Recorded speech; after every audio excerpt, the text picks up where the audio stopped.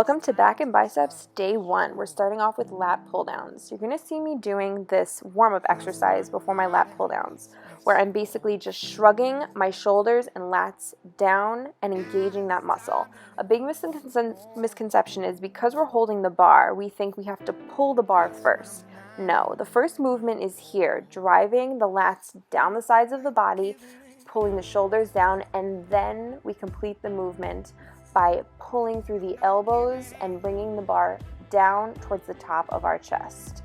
So, in a lat pull down, we want to engage the muscles on the sides of the body. So as I engage my lats, pull my elbows down, I'm squeezing my elbows towards the sides of my body, almost trying to get them to touch the sides of my ribs as I pull down.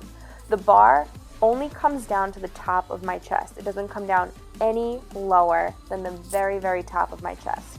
I breathe in on the way up and I exhale on the way down. As you can see in the video, I'm letting my arms come all the way up, getting a full stretch in my back before I re-engage and go down for the next rep. The next exercise is a single arm bent over row. So we're going to focus only on one side at a time here. As you can see, I'm holding the weight, leaning slightly forward from my hips. I want my back to be nice and flat all the way from the top of my tailbone to the top of my head. So I'm keeping my core very much engaged.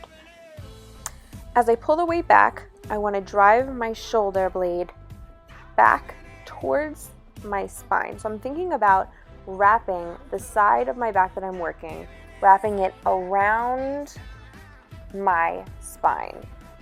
As I do this, I engage and squeeze those muscles at the top of the movement there, and then come down nice and controlled. I want to try and keep my back muscles engaged throughout the whole movement.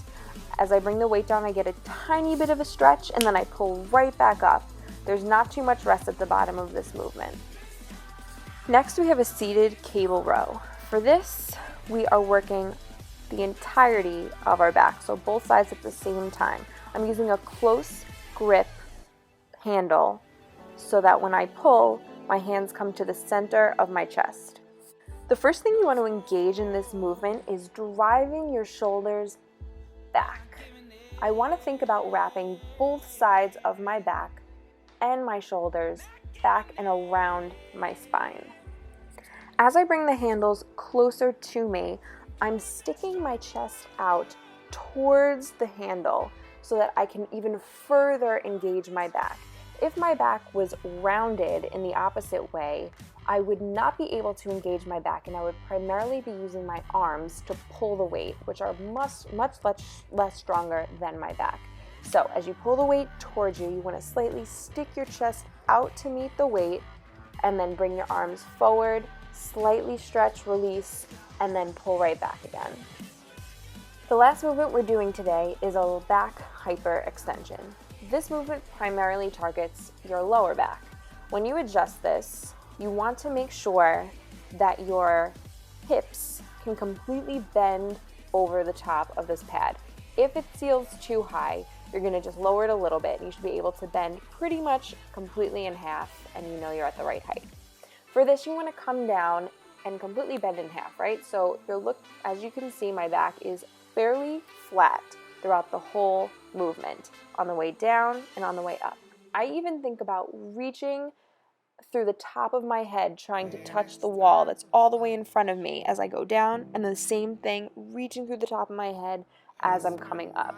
There's no rest at the top or bottom of this movement. So as soon as you reach your lowest level, you're going to engage your back and come up.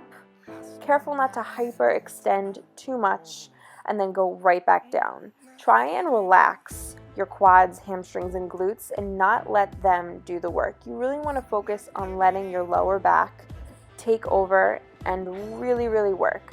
If you do this movement right, you should feel pretty big buildup and burn in your lower back and like a swollen, pumped up feeling when you're done.